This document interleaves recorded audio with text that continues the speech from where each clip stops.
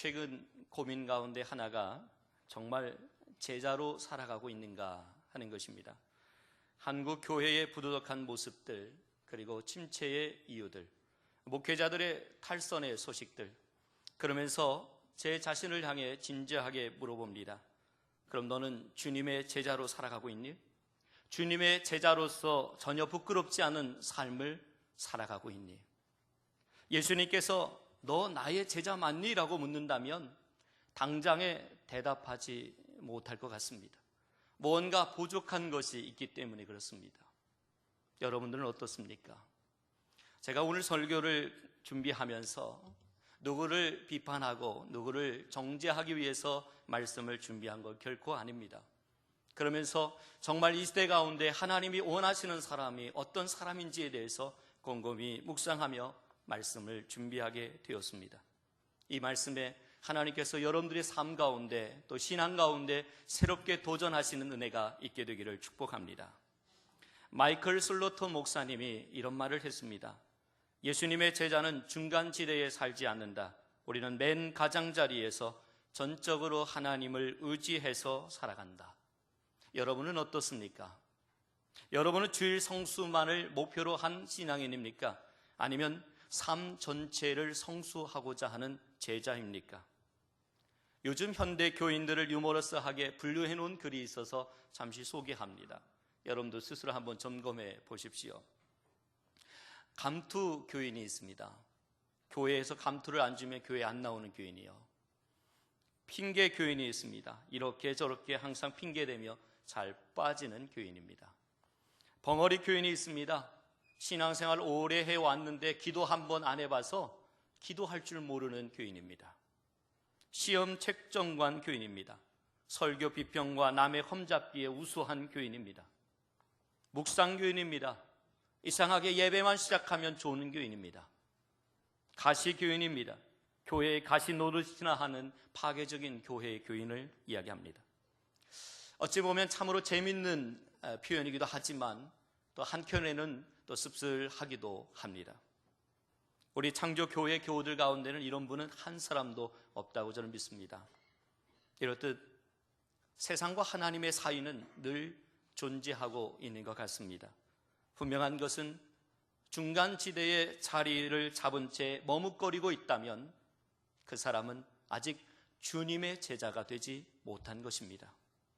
세상이 말하는 안전지대에 거하기보다 하나님이 말씀하시는 진리 안에 거하는 것이 우리의 삶 가운데 반드시 있어져야 되는 것인데 우리가 그렇게 살고 있느냐 하는 것입니다.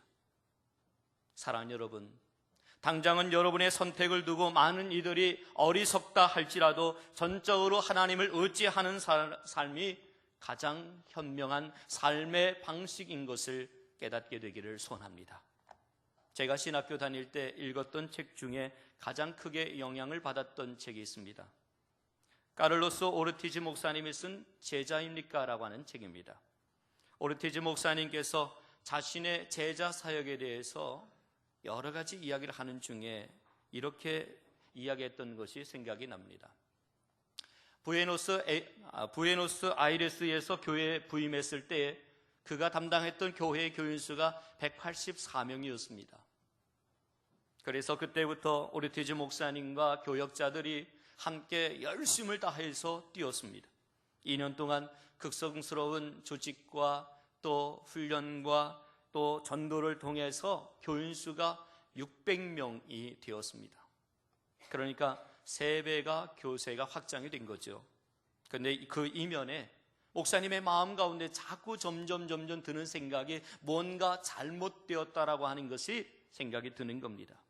마침내 모든 것에서 손을 떼기로 결정을 했고 목사님께서 한적한 곳에 가서 기도와 묵상의 시간을 갖습니다.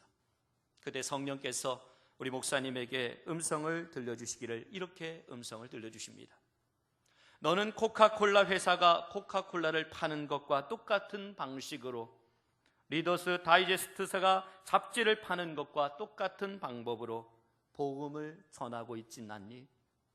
도대체 내가 전하는 일들 가운데 나의 손길을 찾아볼 수 없겠구나. 그리고 이어서 성령님은 이렇게 말씀하셨습니다. 너는 잘하고 있질 않다.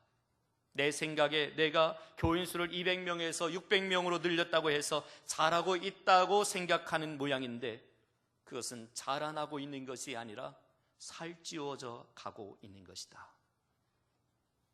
이 말씀은 저에게도 큰 충격이었습니다. 성장이 아니라 살을 찌워 비만하게 되는 것을 이야기합니다. 요즘 한국 교회가 어려움을 겪는 이유가 그거 아닐까 생각해 봅니다.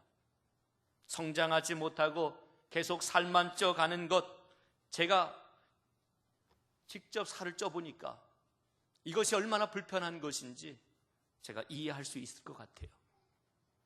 여러모로 불편한 것들이 한두 가지가 아니에요. 의자에 앉아보면 숨쉬기가 곤란하잖아요. 그래서 요즘은 살을 빼려고 순회동에서 서현동에서 식사하고 나면 늘 걸어옵니다. 교회까지 걸어서 와요. 마냥 신나게 걸어옵니다. 앞으로 3개월 후에 기대하십시오. 어쨌든 그 제자입니까? 라고 하는 책에서 말하려고 하는 요지는 이런 겁니다.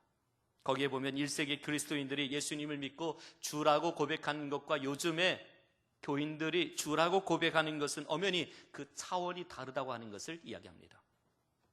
당시에 구원받은 것과 예수님의 제자가 되는 것은 똑같은 의미였습니다. 그러나 요즘에도 그럴까요? 잘 살펴보면 그렇지 않은 것 같습니다. 요즘 많은 사람들은 다른 차원에서 이해하고 있습니다. 마치 성도와 교인의 차이가 있는 것처럼 받아들입니다. 1세기 그리스도인들이 예수님을 주라고 시인했을 때는 예수님의 종으로 예수님의 노예로 살겠다고 하는 고백이 담겨 있었습니다. 당시 로마 사람들은 오직 가이사만을 주라고 했습니다. 혹이나 예수님을 주라고 고백하면 생명의 위협이 찾아올 수 있는 아주 어려운 상황입니다. 그렇기 때문에 1세기 그리스도인들은 예수를 주라 부르기 위해서 생명을 내놓아야 했었습니다. 말하자면 자기 중심이 아니라 오직 예수님 중심적인 삶을 살아갔던 겁니다.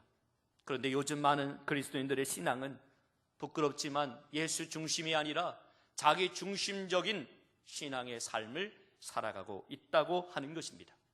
오르티즈 목사님은 현대인의 이런 신앙을 제5부 복음서, 즉 내가 복음서를 믿는 사람들이다 이렇게 이야기합니다. 말하자면 이런 겁니다. 성경을 읽어도 내 구미에 맞는 것만 성경을 읽는 거예요. 예를 들어서 수고하고 무거운 짐진 자들아 다 내게로 오라 내가 너희를 쉬게 하리라. 여기까지만 읽습니다. 줄을 쳐도 여기까지만 줄을 칩니다. 그 다음 구절이 뭡니까? 다음 구절에 나의 멍에를 메고 내게 와서 배우라 이겁니다. 나의 멍에를 메는 것, 주님의 멍에를 메는 것 그렇게 기쁘지 않습니다. 왠지 부담스럽습니다. 그래서 성경을 읽을 때도 내가 너희를 쉬게 하리라 까지만 줄을 치고 거기까지만 그래 주님이 나를 쉬게 하겠다 말씀하셨으니까 참 쉼을 얻어야지. 기도할 때도 가만히 보면 자기 중심적입니다. 나의 가정, 나의 사업, 심지어 나의 집에 있는 강아지, 나의 집에 있는 고양이를 위해서는 기도하지만 이웃을 위해, 나라 민족을 위해 중보 기도를 잘 하지 않는 것이 우리의 모습입니다. 최근 교회 성장, 성공적인 목회에 침체해 있는 몇몇 목회자들 중에는 하나님의 뜻과 자기의 욕망에 대해서 혼란을 겪고 있는 것 같아 안타깝습니다. 물론 교회는 성장해야 됩니다. 많은 영혼들을 구원해야 되지요. 그러나 큰 교회가 되는 것보다 더 중요한 것은 진정한 주님의 제자로 살아가느냐 하는 것입니다. 만약 교회 안에 믿음이 자라지 못하고 어린아이의 상태에 머물러 있는 사람들만 많아진다고 한다면 어떻게 되겠습니까? 모든 교인들이 어린아이처럼 자기만 봐달라고 하고 있다고 한다면 어떻게 그런 교회가 세계 선교를 담당할 수 있고 하나님의 영적인 영향력을 세상 가운데 끼칠 수 있겠습니까? 그렇다면 여러분, 누가 주님의 진정한 제자가 될 수 있을까요? 모디 신학교 목회학 교수인 존 커슬러는 무디 매거진에 역사적으로 제자도가 어떻게 흘러왔는지에 대해서 기록한 적이 있습니다. 거기에 보면 그 당시에 제자가 된다는 것은 위대한 스승이 스승을 중심으로 해서 한 학파를 이루어가는 것들을 가리켜서 제자화라고 이야기를 했었습니다. 그 이후에 유대교에서는 제자도란 납비라고 불리는 스승에게 율법을 배우는 것을 이야기합니다. 그런데 예수님께서 말씀하시는 제자도는 다릅니다. 예수님은 제자들을 불러 모아서 어떤 학파를 만들거나 지식을 전달하는 것에 목적을 두지 않았습니다. 예수님은 스스로 모범을 보이는 것을 통해서 제자들로 하여금 자신을 닮아가도록 하셨습니다. 다시 말해서 예수님은 같이 먹고 같이 자고 같이 길을 걸으면서 제자들로 하여금 자기 자신을 닮아가도록 하였다고 하는 겁니다. 그러므로 주님의 제자가 된다고 하는 것은 단순히 어떤 성경 공부를 해서 지식을 축적하는 것이 아니라 주님을 따르고 주님을 닮아가는 것을 이야기합니다. 그래서 예수님의 사상이 내 사상이 되고 예수님의 삶이 나의 삶이 되고 말하자면 평생도록 지속되는 주님과의 친밀한 관계가 바로 제자된 삶인 것입니다. 우리가 잘 아는 마더 테레사 수녀를 우리는 잘 압니다. 1979년 노벨 평화상을 그가 받게 됩니다. 그녀가 세계 많은 사람들의 존경을 받은 것은 단순히 그가 노벨 평화상을 받았기 때문에 라고는 생각지 않습니다. 우리가 알다시피 그분은 인도의 캘커타 빈민굴에서 50년이 넘도록 빈민들을 섬기는 사역들을 해왔습니다. 그런데 사실 그분이 한 일은 그렇게 위대한 일도 그렇게 대단한 일도 아니었습니다. 그 많은 빈민들 중에서도 소수의 사람들만 섬겼을 뿐입니다.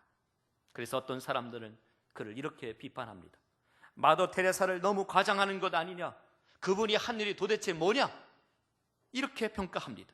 그러나 제 생각에는 그분이 많은 사람들에게 존경을 받는 것은 그가 많은 일을 했기 때문이 아니라 그가 무슨 큰 업적을 남겼기 때문이 아니라 그가 예수님의 마음을 품고 가난한 자들을 섬기고자 하는 삶을 살아갔기 때문에 그를 존경하는 거 아닌가 생각해 봅니다. 언젠가 마더 테레사가 자신의 사역을 마감할 즈음에 그는 이렇게 말을 합니다. 우리가 하는 일은 너무 넓은 바닷속에 물 한 방울에 지나지 않는다. 그러나 우리가 그 일을 하지 않으면 바닷물은 그 한 방울만큼 모자랄 것이다. 우리가 이렇게 작은 일을 하고 있다고 해서 낙담하거나 좌절하거나 불행하게 생각할 이유가 없다. 우리는 큰 일을 할 수 없다. 오직 작은 일을 큰 사랑으로 할 수 있을 뿐이다. 그렇습니다. 그분이 무슨 큰 일을 했다고 했기 때문에 중요한 위대한 분이 아닙니다. 중요한 것은 그분이 예수님을 따라 예수님의 마음으로 살아갔다고 하는 것이 중요합니다. 사랑하는 성도 여러분, 예수님을 따르고 예수님을 섬긴다는 것이 왜 그렇게 영광스러운 것일까요? 이유는 간단합니다. 세상적인 성취, 성공 물론 좋은 것이죠. 그러나 세상적인 성취나 성공에는 꼭 따라오는 두 가지 문제가 있습니다. 하나는 누구나 될 수 없다는 거지요. 누구나 인류 대학에 들어갈 수 없는 거죠. 누구나 어려운 시험에 합격할 수 없는 거지요. 그렇다고 한다면 그 특별한 사람만 들어가는 그 사람만 성공한 사람이고 들어가지 못한 사람은 다 패배자고 실패자이냐? 그렇지 않습니다. 이런 점에서 세상적인 성공과 실패는 오히려 수많은 사람들에게 파괴와 불행을 일으킵니다. 둘째는 세상적으로 성공한 사람들이라고 해서 그들로 인해서 세상이 밝아지고 우리의 삶이 아름답고 풍성해지느냐 하는 것입니다. 그것도 아닌 것 같습니다. 이 땅에 수많은 성공한 사람들이 있습니다. 유능한 사람들이 참으로 많지요. 그러나 소위 세상이 말하는 그런 최정상에 도달해도 어려움을 겪는 사람들을 우리는 흔히 보지 않습니까? 이유가 뭐지요? 내가 어떤 자리에 올라가느냐, 어떤 직종에 어떤 직위에 서느냐 하는 것보다 더 중요한 것이 있다고 하는 겁니다. 비록 최정상에 이르지 못했다고 하도 하나님께서 원하시는 모습이 되는 것이, 그것이 나와 함께 사는 사람을 평안하게 하고 유익하게 하고 복되게 하는 길이라고 하는 것입니다. 그래서 예수님은 말씀하십니다. 나를 따르라, 나의 제자가 되라, 나를 본받으라. 사랑하는 여러분, 예수님 같은 사람, 예수님을 닮아가는 사람, 예수님을 따르는 그런 사람, 그것이 우리 모두에게 행복을 주는, 우리 모두에게 유익을 주는 사람임을 깨닫게 되기를 축복합니다. 예수님께서 보시는 진정한 성취, 진정한 성공은 얼마나 예수님을 따르는 사람이 되느냐, 얼마나 예수님을 닮는 사람이 되느냐 하는 것에 있습니다. 혹시 여러분들은 예수살이라는 말 들어보셨습니까? 옛말에 머슴살이, 시집살이, 종살이라는 말이 아시지요? 머슴살이나 시집살이 그리고 종살이의 특징이 있습니다. 특징은 뭐지요? 나라고 하는 존재가 강조될 수 없다고 하는 거지요. 자신을 버리고 오직 주인의 뜻에 순종해야만이 제대로 된 살이를 할 수 있는 겁니다. 우리가 예수님의 제자가 되는 것도 이와 같습니다. 예수님처럼 살아가는 것, 그것이 바로 예수살입니다.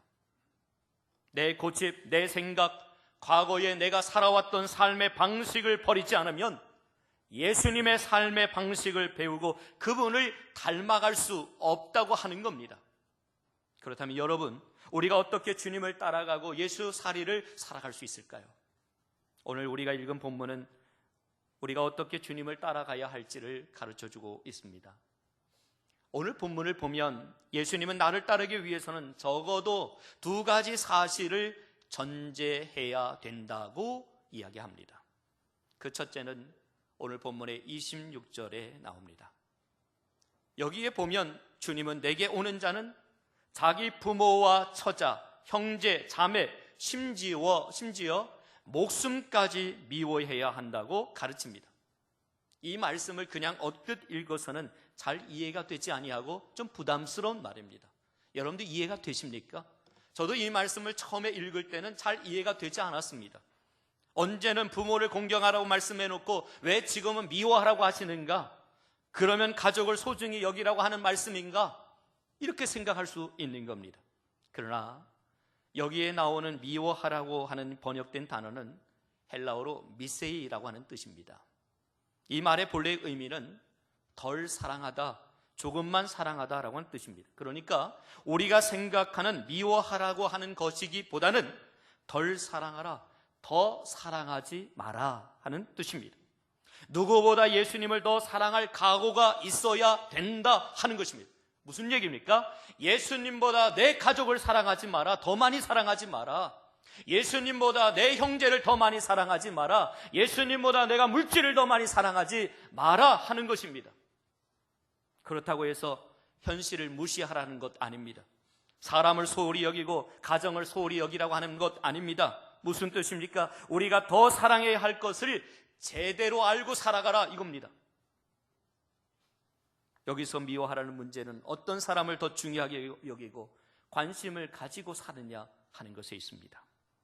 주님을 따르려고 하는 사람들이 가장 먼저 극복해야 할 것이 그 어떤 것보다도 지나친 자기 중심적인 삶을 지적하고 있는 것입니다.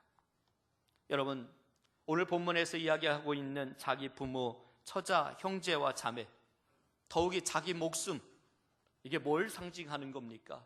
무슨 의미가 있습니까? 모두가 다 나와 밀접한 관계가 있는 것들입니다. 자기의 것을 붙들고 있는 사람들은 진정한 주님의 제자가 될 수 없다고 하는 것이 오늘 본문의 이야기입니다. 저에게 아들 민혁이가 있습니다. 얼마 전에 유치원에서 아마 가게가 슈퍼에 가서 물품을 사고 파는 이런 것들을 이렇게 경험하게 하고 훈련하게 하는 프로그램이 있었던 모양입니다. 그래서 아이들에게 2,000원씩 이렇게 주라고 이렇게 돼 있던 것 같아요. 그래서 아이에게 2,000원을 주었습니다. 그랬더니 슈퍼에 가서 1,600원어치 물품을 사고 400원을 남겨왔어요. 그러니까 엄마가 집에 온 아들에게 이렇게 얘기했습니다. 이제 400원 엄마한테 돌려줘야지 얘기합니다. 그랬더니 하는 말이 이렇게 얘기합니다. 슈퍼 아줌마가 자기에게 준 건데 왜 자꾸 달라고 하는 거냐고. 슈퍼 아줌마가 나한테 준 건데 400원 나한테 준 건데 왜 엄마는 자꾸 자기한테 그거 달라고 하느냐고. 너무 재미있잖아요.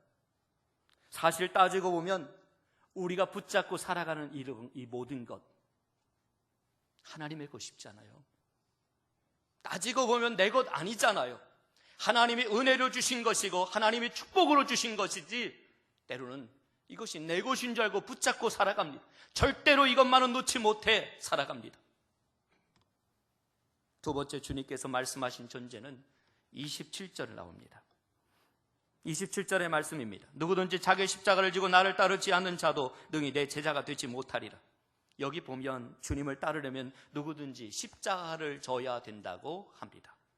자기 십자가를 지라고 하는 말씀에서 지라라고 하는 말은 헬라어로 바스타조라고 하는 말인데 이 말의 뜻은 우유부단하고 무소신을 버리고 결단해라 라는 뜻입니다.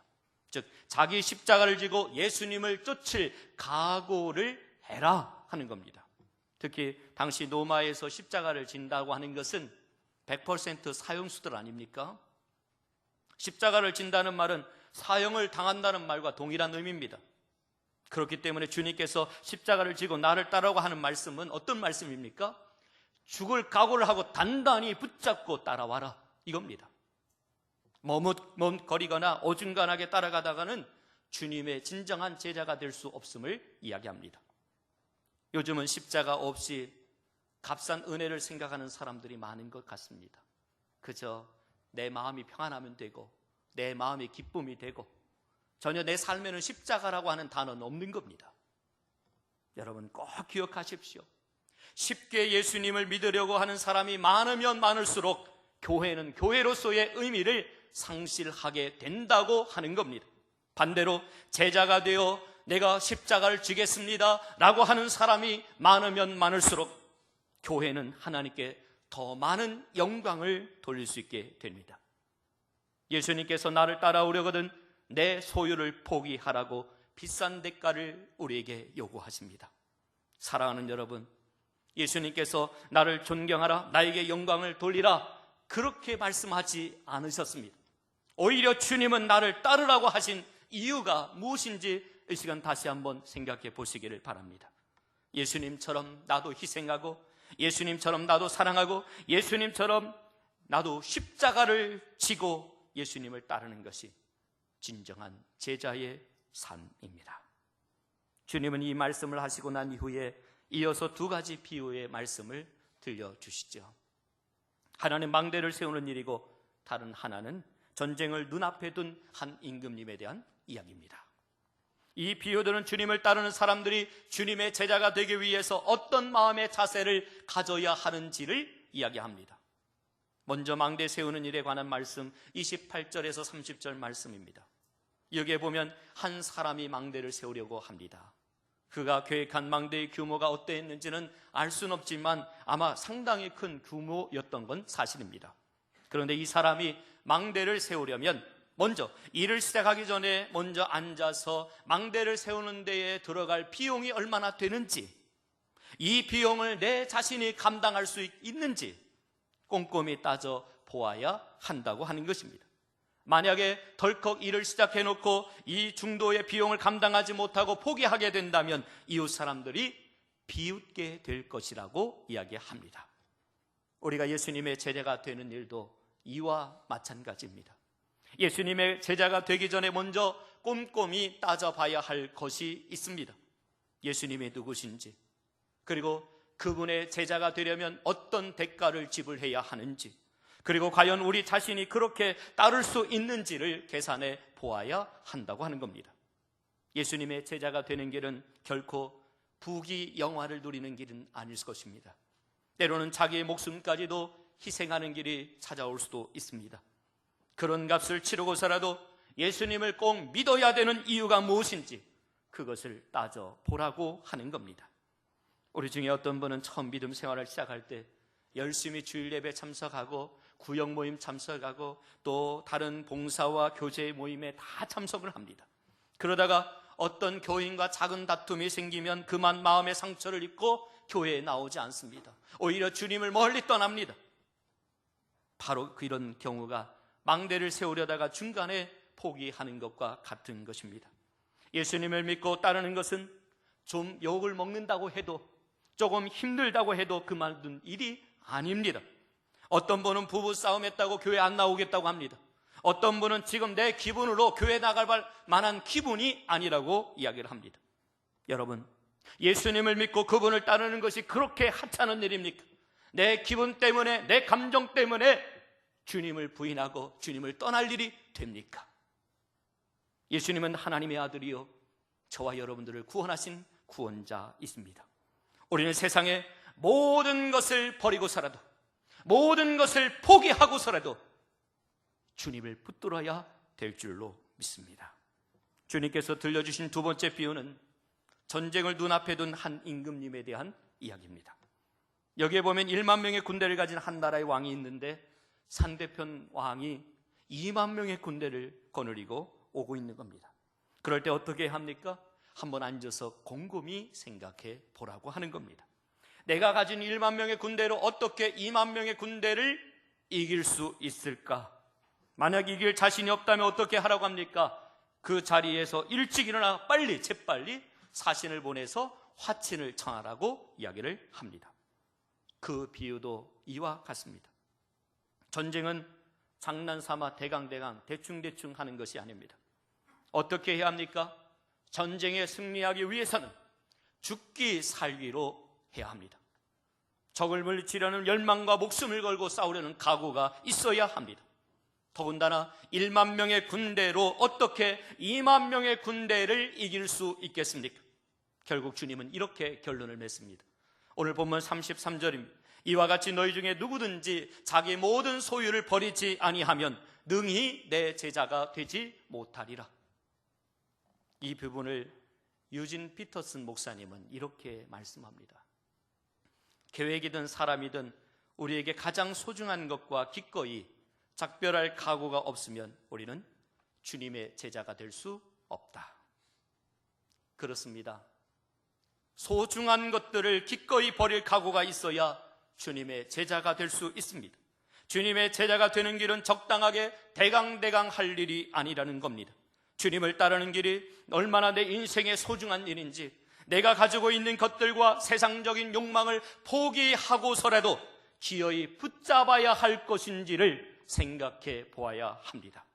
적어도 예수님을 믿고 그분의 제자가 되는 일은 세상 그 어떤 것과 바꿀 수 없는 가장 소중한 인생의 가치임이 분명합니다. 여러분, 예수님의 처음 제자들을 보십시오. 우리가 알다시피 처음 주님의 제자들은 갈릴리 어부들입니다. 우리가 그들을 생각하면 떠오르는 이미지가 있습니다. 그들은 주님의 부르심을 받자 배와 그물을 다 버려두고 주님을 따랐던 사람들입니다. 무엇을 말합니까? 배와 그물을 붙잡고 있는 한 예수님의 제자가 될 수 없다고 하는 것입니다.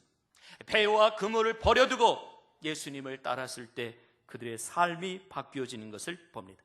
자신들의 모든 꿈과 미래까지도 모두 예수님에게 올인한 것입니다. 예수님이 그들의 삶의 전부였고 예수님이 그들의 삶에 있어서 충분 조건이었다고 하는 것을 이야기합니다. 그런데 중요한 것은 제자들 모두 처음에는 너무나 평범했고 눈여겨볼 만한 조건이 하나도 갖추고 있지 못한 참으로 부족한 사람들이었습니다. 세상적인 가치와 기준으로 볼 때에 하나도 부합되는 것이 없는 참으로 불쌍한 사람들이었습니다. 그러나 예수 그리스도에게 자신의 인생을 맡기고 그분을 따르는 동안 주님은 그들의 인생을 변화시켰고 그들의 삶을 존귀하게 변화시켜 주셨던 겁니다.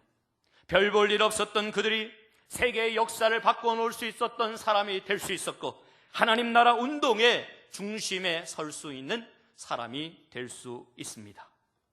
흥미있는 것은 예수님의 제자들 중에 적어도 3사람에게는 아주 특별한 이름이 주어졌습니다. 우리가 잘 알다시피 시몬은 베드로라고 하는 이름을 붙여줬습니다. 원래 이 시몬이라고 하는 이름의 뜻은 귀가 엷은 사람이다 라고 하는 뜻입니다. 이 사람 저 사람의 말에 쉽게 흔들리는 사람을 가리켜 시몬이다 이야기를 했습니다. 그런데 예수님은 그를 시몬이라 부르지 아니하고 베드로, 즉 반석이라고 부르십니다. 주님을 따르기 시작한 초창기에는 그는 시몬이었지만 나중에는 베드로가 될 것을 주님은 기대하셨습니다. 또 주님은 세베대의 2 아들 야고보와 요한에게 보아너게, 즉 우레의 아들이라는 이름을 붙여주셨습니다. 당시 1세기 때의 우레라고 하는 것은 하나님의 천사, 즉 하늘로부터 오는 하늘의 메시지라고 하는 뜻을 가지고 있습니다. 사실 야고보와 요한이 성격이 그렇게 좋은 편이 아니었습니다. 주여, 이 성경의 말씀에 보면 한 번은 사마리아를 지나가고 있는데 이 사마리아를 지나갈 때 사마리아 사람들이 그들의 길을 막으니까 그들이 주님 앞에 이렇게 요청합니다. 주여, 하늘에서 불이 내려와서 저들을 다 멸하라고 하십시오. 성질이 참 보통 아닌 사람들입니다. 그런데 주님은 그들에게 우레의 아들이라고 이름을 붙여주면서 그들이 바로 하늘의 메시지로서의 삶을 살아갈 것을 기대하셨습니다. 다른 제자들도 마찬가지였습니다. 다들 평범한 사람들이었지만 그들이 주님을 따라갔을 때 주님은 그들의 삶을 존귀하게 변화시켜 나갔고 세계를 움직이는 위대한 인생이 되게 하셨습니다. 그런데 여러분, 성경에 보면 제자들 중에 끝까지 변화되지 못한 한 사람이 나옵니다. 그가 누구입니까? 바로 가룟 유다입니다. 심지어 회의 주의자였던 도마마저 부활의 주님을 만나고 나의 주 나의 하나님이라고 고백을 하고 변화되었지만 가룟 유다는 끝까지 변화되지 못했습니다. 그는 분명히 다른 제자들에 비해서 똑똑했습니다. 그런데 그는 한 번도 예수님을 주라고 부르지 않습니다. 그는 내려놓아야 될 것을 내려놓지 못했습니다. 자기 고집, 자기 주장을 내려놓지 못했고 자기 십자가를 지지도 않았습니다. 그 결과 그는 결국 스승을 배반하는 실패한 인생이 되고 말았습니다. 오늘날 하나님이 찾으시는 사람이 누구입니까? 하나님께서 찾으시는 사람은 이 땅에서 뛰어나고 아름답고 지식이 많은 사람들이 아닙니다. 좀 부족하여도 주님을 절대적으로 신뢰하고 따르고자 하는 사람을 찾으시는 줄 믿습니다. 그렇습니다. 우리가 진정한 주님의 제자가 되려면 주님을 사랑하고 그분의 뜻을 따라야 합니다. 가룟 유다는 예수님을 사랑하지도 않았습니다. 그분을 따르기 위해 자신의 것을 포기하지도 않았습니다. 결국 그는 변화되지 못했고 결국 그는 실패한 인생이 되고 말았습니다. 어느 교회에 이제 막 목사 안수를 받은 한 부목사님이 부임하게 되었습니다. 그때 저녁 설교를 그 목사님에게 부탁을 했습니다. 2,000여 명이 열심히 말씀을 준비하고 강단에 섰는데 앞자리에 앉아있는 담임 목사님을 보니까 앞이 캄캄해지는 겁니다. 그래서 성도들에게 이렇게 묻습니다. 여러분, 제가 무슨 설교를 할지 아십니까? 어찌 알겠습니까? 당연히 모르겠지요. 그랬더니 하는 말이 그럼 저도 모릅니다 하고 내려갑니다. 하도 기가 막혀서 다음 주 다시 설교를 또 하라고 합니다. 그런데 강당에 오르더니 또 묻습니다. 여러분, 오늘은 제가 무슨 설교를 할지 아십니까? 지난주에 모른다고 하고 내려갔으니까 이번에는 이구동성으로 다 안다고 합니다. 그랬더니 하는 말이 그럼 됐습니다 하고 내려오는 건 아닙니까? 세 번째 주에 다시 강단에 오르게 합니다. 또 묻습니다. 여러분, 오늘은 제가 무슨 설교를 할지 아십니까? 그럴 줄 알고 교인들이 약속을 했습니다. 절반은 안다고 하고 절반은 모른다고 하기로 약속을 했습니다. 그랬더니 그럼 아는 사람이 모르는 사람 가르치기 바랍니다 하고 내려오더랍니다. 이 말을 들은 담임 목사님이 무릎을 탁 치면서 야, 짧지만 그 말 명언이다 하면서 그 교회 현관문에 써 붙여놨다고 합니다. 아는 사람이 모르는 사람 가르쳐라. 기독교인이 해야 할 일이 바로 이것입니다. 예수 아는 사람이 모르는 사람 가르쳐라. 천국 아는 사람이 모르는 사람 가르쳐라. 바로 이겁니다. 오늘날 교회는 이름뿐인 명목상의 교인들이 점차 늘어가고 있습니다. 제자다운 제자입니까? 지금 여러분은 제자다운 제자로서 살고 계십니까? 혹 명목상의 교인으로 서 계시지는 않으십니까? 오늘 성경에 오늘 이 질문은 안수를 언제 받았는지 묻는 것 아닙니다. 내가 재직이 언제 되었는지를 묻는 것이 아닙니다. 얼마나 오래 교회를 다녔는지를 묻는 것이 아닙니다. 오늘날 주님이 원하시는 사람들은 누구입니까? 생명을 걸고 주님을 끝까지 따르기를 원하는 그리스도의 제자들입니다. 정말로 주님께 우선순위를 들고 자기 십자가를 지고 끝까지 주님을 따르고 주님을 위하여 가진 모든 것을 아낌없이 포기할 수 있는 믿음의 사람들을 지금도 찾으십니다. 그리고 그들과 더불어 일하기 원하십니다. 그리고 그들에게 복을 주시기를 원합니다. 그들의 삶을 통하여 영광 받으시기를 원하십니다. 그러므로 여러분, 대강 믿으려 하지 말고 자기 중심적인 생각을 내려놓고 자기 십자가를 지고 그리고 버리고 포기해야 될 것이 무엇인지를 알고 주님을 닮아가야 할 것입니다. 이렇게 예수 살기가 될 때에 비로소 우리는 진정한 주님의 제자가 될 수 있음을 믿습니다. 기도하겠습니다. 하나님 아버지, 주님의 진정한 제자이고 싶습니다. 이 선택을 두고 혹 세상 사람들이 어리석다 할지라도 전적으로 주님을 의지하는 삶이 가장 현명한 삶의 방식임을 깨닫게 하옵소서. 이제부터는 철저하게 예수님을 따르며 나 중심적인 삶이 아니라 예수 중심의 삶이 되게 하옵소서. 그래서 예수님의 사상이 내 사상이 되고 예수님의 삶이 내 삶이 되고 예수님의 목적이 내 목적이 되게 하옵소서. 뿐만 아니라 정체된 한국 교회가 더 큰 대형 교회를 향하여 나가기보다 진정한 주님의 제자들을 세우는 일에 모든 노력을 기울이게 하옵소서. 이제는 이 땅의 모든 성도들이 예수님 같은 사람, 예수님을 닮아가는 사람, 예수님을 따르는 그런 사람으로 변화되게 하옵소서. 더 이상 내 고집, 내 생각, 과거에 내가 살아왔던 삶의 방식에 집착하지 않게 하시고 예수님의 삶의 방식을 배우고 그분을 닮아갈 수 있게 하옵소서. 주님을 따르는 길이 얼마나 내 인생에 소중한 일인지, 내가 가지고 있는 것들과 세상적인 욕망을 포기하고서라도 기어이 붙잡아야 할 것인지를 깨닫게 하옵소서. 더 이상 대강 신앙생활하는 명목상의 교인이 아닌 제자다운 제자로서의 삶이 되게 하옵소서. 감사하며 우리 구주 예수 그리스도의 이름으로 기도드리옵나이다. 아멘.